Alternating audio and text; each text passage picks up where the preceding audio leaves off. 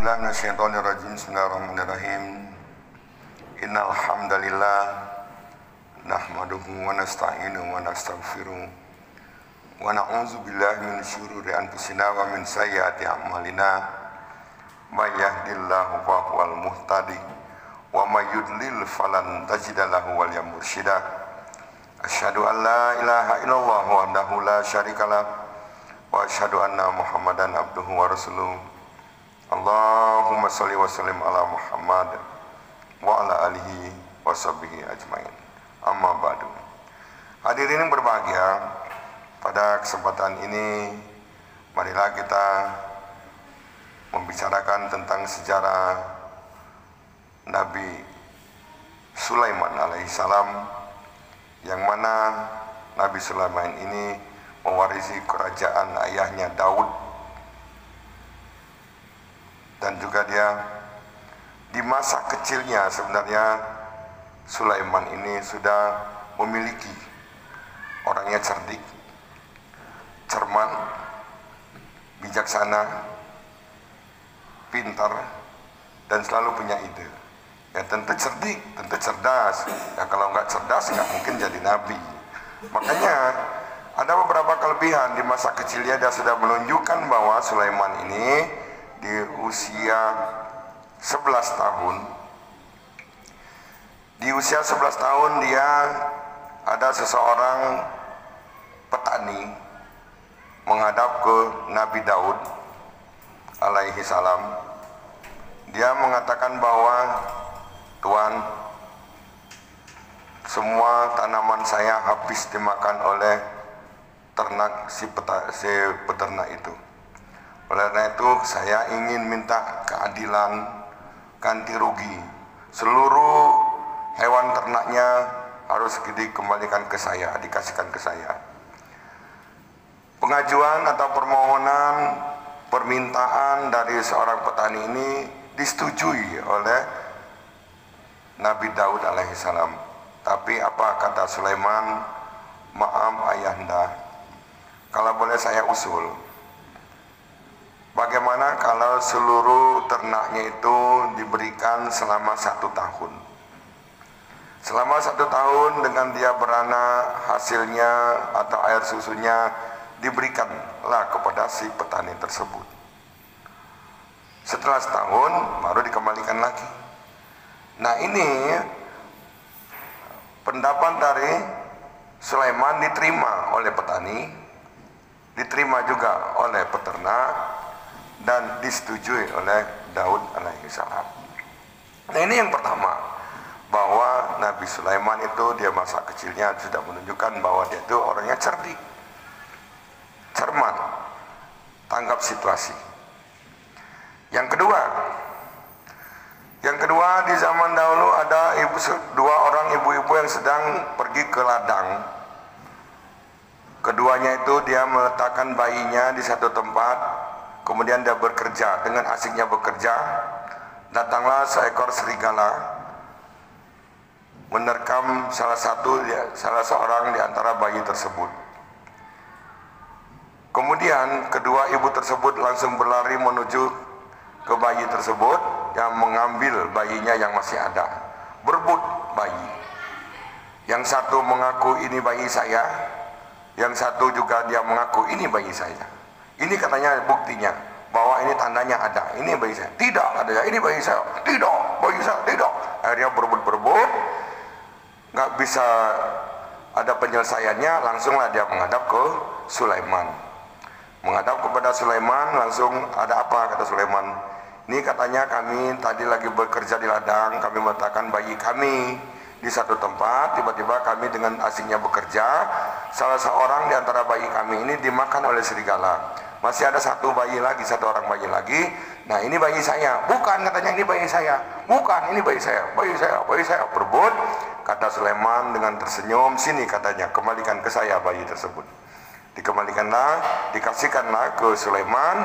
Langsung kata Sulaiman, ini bayi akan saya belah dua. Biar semuanya akan mendapat sebagian.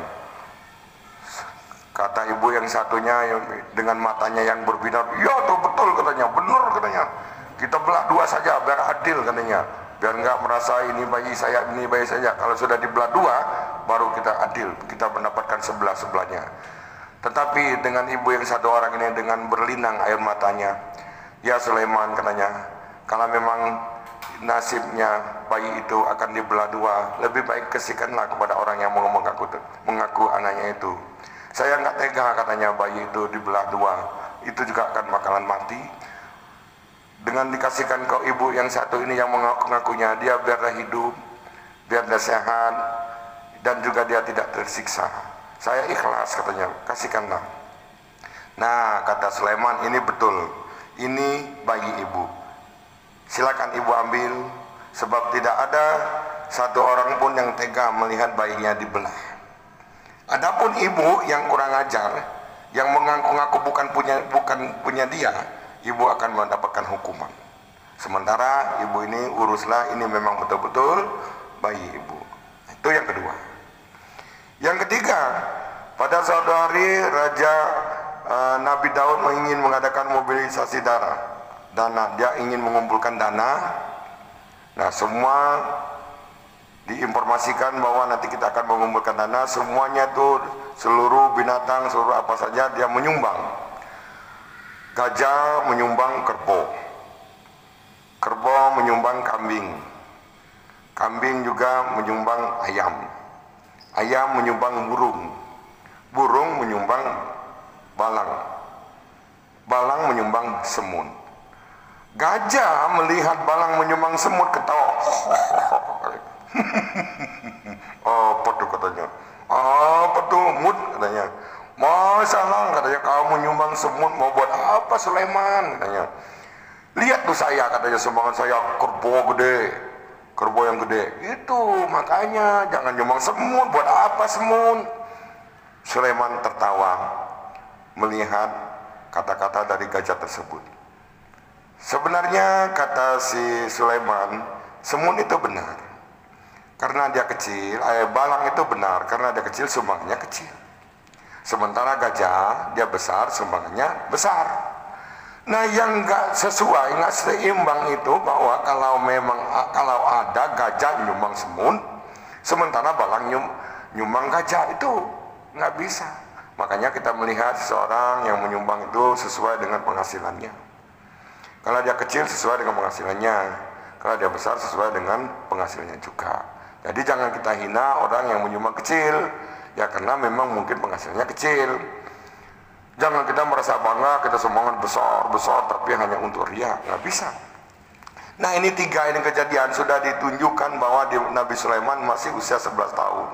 Ini menunjukkan bahwa dia ini kecil-kecil sudah bisa. Kemudian setelah dia diangkat menjadi raja, menjadi nabi, dia mewarisi kerajaan Daud alaihi salam. Pada suatu hari dia mengumpulkan semua tentaranya, semua anak buahnya. Anak buahnya itu banyak, seluruhnya, seluruh apa yang ada di bumi ini, termasuk burung, termasuk jin, termasuk binatang-binatang dan yang lainnya sudah jadi anak buahnya. Dia diberi oleh Allah kelebihan-kelebihan, dia bisa menguasai binatang. Dia juga hebat, bertubuh besar, berperawaan gagah, hebat dan kuat dan berilmu. Pada satu hari dia berangkat ingin menuju ke istana negara. Dia kebetulan lewat itu di lembah Semut. Ini diceritakan dalam suratnya 27, surat An-Naml ayatnya dari 16. Bahwa kata waktu dia ingin berangkat, dia sedang berbaris 1, 2, 3, 1, 2, 3, 1, 2, 3. Lewat di lembah semut, berdirilah seekor semut yang besar, langsung memberi informasi kepada semut-semut yang lainnya. Apa kata dia? Wahai semut-semut yang lainnya, silakan kalian masuk ke dalam lubang masing-masing. Ada apa? Ada apa? Karena kerajaan Sulaiman dan bala tentaranya, seluruh anak buahnya akan lewat ke sini. Dia akan menginjak-injak kita. Sementara dia tidak mengetahui kita, nanti kita mati. Oleh karena itu kita silakan masuk ke dalam lubang kita masing-masing. Semut lagi seliwar ini masuk ke dalam lubangnya masing-masing. Kata Sulaiman, stop. Jangan berangkat dulu. Ada apa? Ada apa? Ada apa? What happened? What happened? Ini kata si tentara, bala tentaranya. What happened? Ada apa? Sulaiman tetap tersenyum dengan melihat keadaannya seperti itu. Maka di ayat 19-nya dia langsung mengucapkan A'udzubillahi minasyaitonirrajim, Rabbi auzi'ni an ashkura ni'mataka allati an'amta 'alayya wa 'ala walidayya wa an a'mala sholihan birahmatika fi ibadika sholihin wa adkhilni birahmatika fi ibadika sholihin. Sulaiman tersenyum lalu tertawa karena mendengar perkataan seekor semut itu, dan dia berdoa, ya Tuhanku, anugerahkanlah aku ilham untuk tetap mensyukuri nikmatku, nikmat yang telah Engkau berikan kepadaku, kepada kedua orang tuaku, agar aku dapat mengerjakan kebajikan yang Engkau ridhoi, dan masukkanlah aku dengan rahmat-Mu ke dalam golongan hamba-hamba-Mu yang soleh. Nah, ini Sulaiman. Kemudian setelah dia sampai ke istana negara, dia langsung memeriksa. Seluruhnya dibariskan, semut barisan semut, burung barisan burung, ayam barisan ayam, dan semuanya dibariskan.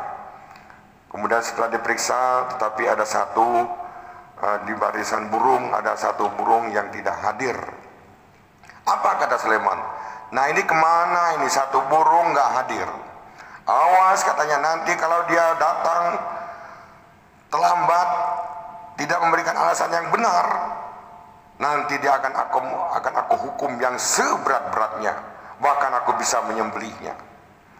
Tiba-tiba datanglah seekor burung hudhud, langsung turun. Maaf bos, katanya, I am late, saya terlambat. Yo, katanya, kenapa kamu terlambat? Patroli. Kemana patrolinya? Ke negeri Sabah. Emang kamu nemuin apa di negeri Sabah? Saya melihat satu kerajaan yang hebat bos. Apa itu kerajaannya? Kerajaannya hebat, kerajaannya kaya raya, tapi aneh. Anehnya apa? Anehnya, kalau saya lihat kerajaan bos ini katanya raja hebat, kuat, mewah, tapi dipimpin oleh seorang raja. Raja yang lain juga begitu, dipimpin oleh seorang raja. Tapi ini aneh. Anehnya apa? Dia kerajaan mewah hebat, tapi dipimpin oleh seorang ratu. Oh, begitu ya? Iya. Siapa namanya? Ratu Balqis. Tapi ada yang lebih, yang saya sangat sedih sekali. Meskipun dia kerajaannya hebat, gagah, kuat, tentaranya banyak, peralatannya cukup, mewah, dia tidak menyembah Allah. Emang dia menyembah apa? Dia menyembah matahari. Waduh, kalau begitu gawat ini. Ya udah, kau bisa dapat dipercaya omongan kamu? Bisa, katanya. Kalau memang kau bisa dapat dipercaya, kau silakan bawalah surat aku ini. Surat aku antarkanlah ke kerajaan Ratu Balqis. Kemudian kau jatuhkanlah di sana dan kau intip dari kejauhan apa gerak-gerik mereka.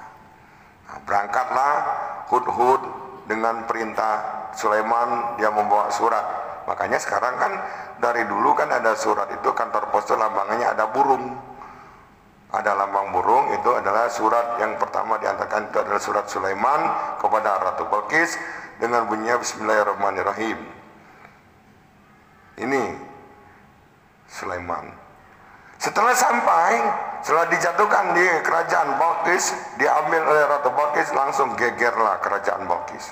Geger, dia mengatakan, waduh, ini katanya bahaya ini. Bahaya, sesungguhnya kerajaan kita ini sudah diketahui oleh Sulaiman. Oleh karena itu, makanya bagaimana ini? Dikumpulkanlah semuanya, pengumuman, semuanya harus kumpul. Kita adakan rapat pleno, membahas tentang kita kedatangan surat dari Sulaiman. Kerajaan kita sudah diketahui, bahwa nanti bahayanya kalau sudah diketahui oleh Sulaiman, seluruh kerajaan-kerajaan akan di bumi hanguskan oleh Sulaiman.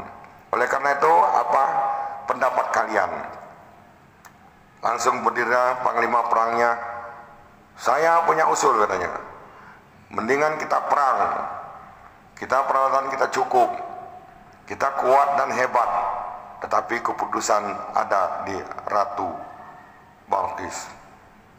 Ini belum diambilnya. Oleh karena itu, makanya kita akan ceritakan lagi di season berikutnya tentang kisah Sulaiman dan Ratu Balkis.